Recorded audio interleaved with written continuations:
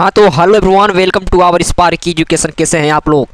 Matric परीक्षा 2024 के लिए हम लेकर आ गए हैं सामाजिक विज्ञान यानी कि सोशल साइंस का 35 मोस्ट वीवीआई ऑब्जेक्टिव क्वेश्चंस।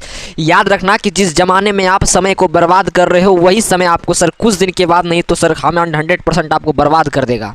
इसलिए समय रहते ही आप सुधर जाओ और इस क्वेश्चंस को आप 35 ऑब्जेक्टिव को छू लो और बना लो। जो नहीं बन पाए कॉपी में नोट कर लो और याद रखना इससे बाहर आपके एग्जाम में नहीं आएगा। 100% क्लियरिटी के मैं साथ बोलता हूँ। लगा दो आग पानी में जवानी उसे कहते हैं और छीन लो वो सिलेक्शन कहानी उसे कहते हैं। चलिए अपने स्टार्ट को एकदम रख देते हैं और आपको पीडीएफ का नंबर दिख रहा होगा मेरे प्यारे लाल, और इस नंबर पर कांटेक्ट कर लेना है आपको। और कांटेक्ट करने के बाद आपको सर मात्र 99 रुपये पेमेंट करके आप बैच में ज्वाइन हो सकते हैं। और बिहार और उत्तर प्रदेश का ऐसा बैच जिसका नाम है टॉपर बैच।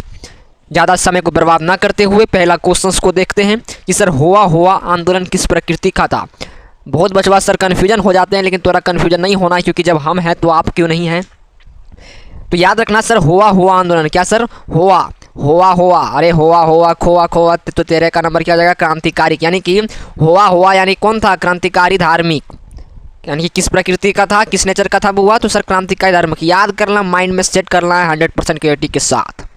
14 नंबर देख लिया जाए कि सर भारत में खिलाफत आंदोलन कब शुरू हुआ था। भारत के हर बच्चों के दिमाग में यह क्वेश्चन छप जाना चाहिए कि भारत में खिलाफत आंदोलन कब हुआ था। तो 1920 ईस्वी में हुआ था।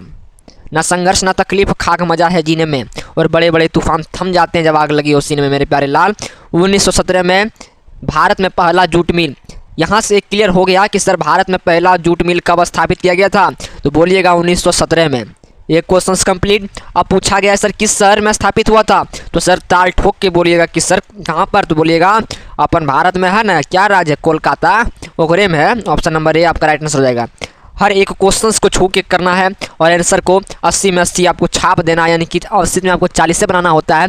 ये टेंशन नोट, खाली पढ़ाई कीजिए। तो आप देखिए, एक होता है उद्योगपति पूंजीपति। ये पूंजीपति वर्ग के द्वारा किसका वर्ग का शोषण होता था? यानी कि जो पूंजीपति वर्ग था वो सर किस वर्ग का शोषण करता था बताइए। तो सब बताइएगा। तो बोलिएगा कि सर श्रमिक वर्ग, यानी कि जो किसान सब था, यानी किसान यानी कि जो किसान को छोड़ा के, यानी कि जो मजदूरी करता था। अरे वाह, कोई आपका घरे बनाता है तो क्या ये सब क्या रहता है? मजदूर रहता है। ये सब क्या, ये सब देखिए श्रमिक है। तो श्रमिक वर्ग का, मध्यम वर्ग का, कृषक वर्ग का, उपरोक्त सभी all of this. Option number D correct option हो जाएगा। ठीक है, चलिए प्राचीन काल में किस स्थल मार्ग से एशिया और यूरोप का व्यापार होता था।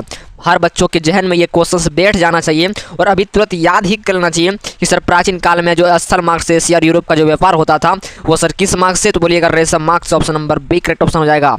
ना संघर्ष ना तकलीफ खाक मजा है जीने में, और बड़े बड़े तूफान थम जाते हैं जब आग लगी हो सीने में। और आज ऐसा दिन है जिसका नाम है 14 जुलाई। और 14 जुलाई को सर आज सर क्या सर बताइए। तो बताइए क्या आज लॉन्च होने वाला है, किसी को पता है? चंद्रयान 3 यानी कि चंद्रयान मिशन 3 आज सर इसरो के द्वारा सर लॉन्च किया जाएगा। कहाँ पर सर? तो बोलिएगा श्रीहरिकोटा में। श्रीहरिकोटा से आज क्या सर चंद्रयान 3 लॉन्च करेगा। भारत की गर्व की बात है। इसलिए सर एक बार सैल्यूट भारत माता के नाम पर इसी कमेंट बॉक्स के नीचे भारत माता की जय जरूर लिखिएगा। गुटेनबर्ग ने सर्वप्रथम पुस्तक की छपाई की थी। तो बोलिएगा सर गुटेनबर्ग ने पुस्तक छपाई की थी बाइबल का। Option number D. राष्ट्रपिता के नाम से किन्हें आता है? बापू। हर बच्चा जानता है कि सर राष्ट्रपिता के नाम से हम महात्मा गांधी को जानते हैं, the father of the nation. ठीक है, कौन सा सामाजिक वर्ग बुद्धिजीवी के रूप में उभर आया का? तो बोलिएगा कि कौन सा सामाजिक वर्ग बुद्धिजीवी वर्ग के रूप में उभर कर आया था। तो बोलिएगा सर 20 का ऑप्शन नंबर डी मध्यम वर्ग जो था वो सर बुद्धिजीवी उभर कर आया था। 21वां नंबर पर चला जाए। लाइक ठोक दिए हैं, सब्सक्राइब कर दिए हैं? हाँ सर बिल्कुल। निम्नलिखित में कौन संघ राज्य की विशेषता नहीं है? संघ राज्य की विशेषता सर एक ही होता है जिसका नाम है एकरी शासन व्यवस्था। एग्जाम के हर इस पन्ने में ऑप्शन नंबर सी में ही रहता है। तो आपको याद कर लेना है और रटना नहीं है, समझ लेना है कि सर मैंने समझाया था कि संघ राज्य की विशेषता एकरी शासन व्यवस्था नहीं है। Option number C correct option हो जाएगा। पीडीएफ लेना है सर अच्छा से, इस तरह नहीं बल्कि आपको टाइपिंग वाला पीडीएफ देंगे और 100% एग्जाम में आएगा। तो इसको लिए आपको 99 पेमेंट करना पड़ेगा। बिहार और उत्तर प्रदेश का सबसे चीप रेट, यानी कि आपको 99 में 1 साल के लिए कोई नहीं पड़ेगा। और मैं पढ़ा रहा हूँ तो आप लोग कोर्स खरीदने का प्रयास कीजिए जिसका नाम है टॉपर बैच।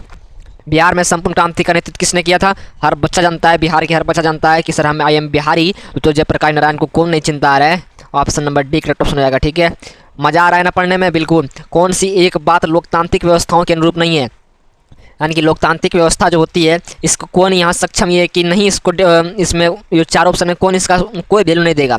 कानून के समक्ष समानता, ध्यान सुनिएगा, कानून के समक्ष समानता, स्वतंत्र एवं निरपक्ष यानी कि निष्पक्ष चुनाव, उत्तरदायी शासन व्यवस्था और क्या सर बहुसंख्यों का शासन। यहाँ नहीं पूछ रहा है तो 2024 का ऑप्शन नंबर डी हो जाएगा, क्योंकि सर बहुसंख्यों का शासन था यानी कि नहीं था। ठीक है, भारत एक लोकतांत्रिक राज्य है, यहाँ से क्लियर हो गया। बिल्कुल, भारत एक क्या है, लोकतांत्रिक राज्य।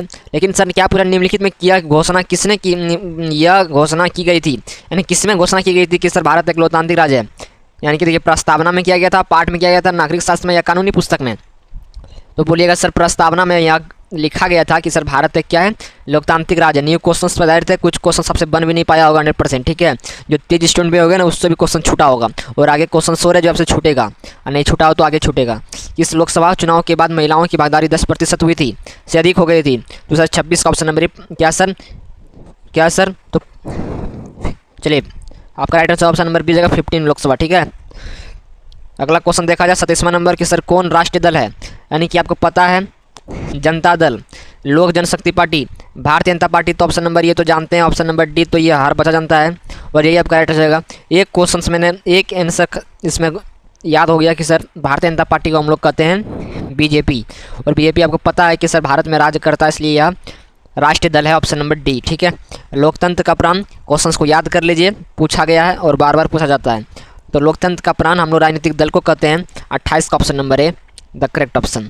भारत में संघ एवं राज्य के बीच अधिकारों का विभाजन कितनी सूचियों में हुआ था, तो बोलिएगा 3 सूचियों में, संघ सूची, राज्य सूची शायद, और एक होता है समवर्ती सूची।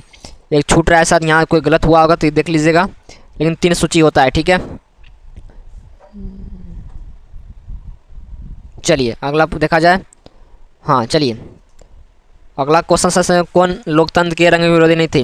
बार बार पूछा जाता है ये क्वेश्चन कि सर कौन लोकतंत्र के रंग भेद के विरोधी नहीं थे। नहीं पूछेगा तो बोलिएगा Jade Goody, option number D is the correct option. Sasaram नगर का विकास कब हुआ था, यानी कि डेवलपमेंट कब हुआ था, मध्य युग में हुआ था या प्राचीन युग में या आधुनिक युग में या वर्तमान युग में। तो 31 नंबर का ऑप्शन नंबर क्या जाएगा ए, यानी कि मध्य युग में सासाराम नगर का क्या हुआ था, विकास हुआ था। समझ में आ रही है ना, बिल्कुल। अविभाजित बिहार में निम्नलिखित कौन सा एकमात्र नियोजित नगर था, तो क्या हो जाएगा पटना। तो बहुत बच्चे क्या लगाते हैं, पटना लगाते हैं, लेकिन गलत हो जाएगा, जमशेदपुर राइट आंसर हो जाएगा। कि सर अविभाजित बिहार में निम्नलिखित कौन एकमात्र नियोजित नगर था, तो वो सर जमशेदपुर था, ना कि पटना था। ठीक है, ये थोड़ा सा इस क्वेश्चन में फंसे होंगे, मुझे पता है।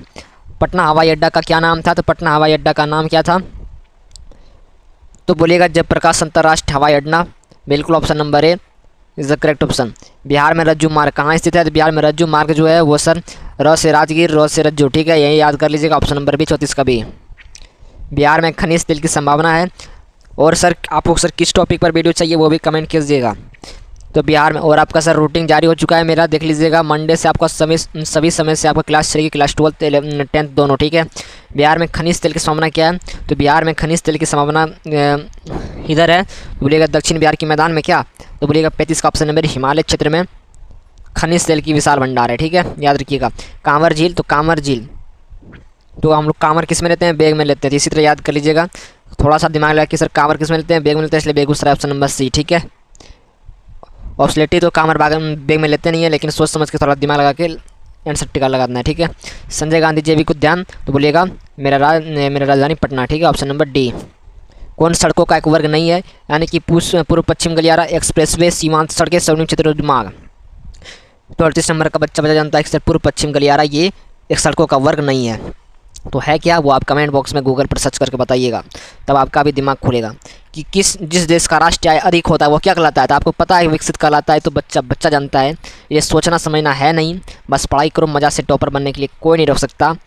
टॉपर मेरे पास पढ़ रहे हो ना, तो बस टॉपर ही। ठीक है, अदरवाइज नो चांस। भारत के किस राज्य की प्रति व्यक्ति आय सर्वाधिक हुआ है, तो भारत पूछ रहा है ना, तो इसलिए गोवा बताइएगा। बिहार पूछेगा ना, तो बोलेगा पटना होगा, याद रखिएगा। ठीक है, देखा जाए और क्वेश्चन क्या, बिल्कुल सर देखा जाए, देख लिया जाए, छोड़ेंगे क्यों सर। जवाब है तो कौन नहीं। कौन मुद्रा का कार्य नहीं है, तो मुद्रा का कार्य कौन उत्पादन होता है, मारेंगे अभी 41 का ऑप्शन नंबर डी इस द करेक्ट। नहीं पूछ रहा है ना, इसलिए याद कर लीजिए। 2 नंबर पूछेगा कि सर मुद्रा का कार्य क्या है, तो बोलिएगा विनिमय का माध्यम है, मूल्य का मापक है, मूल्य का संचय है।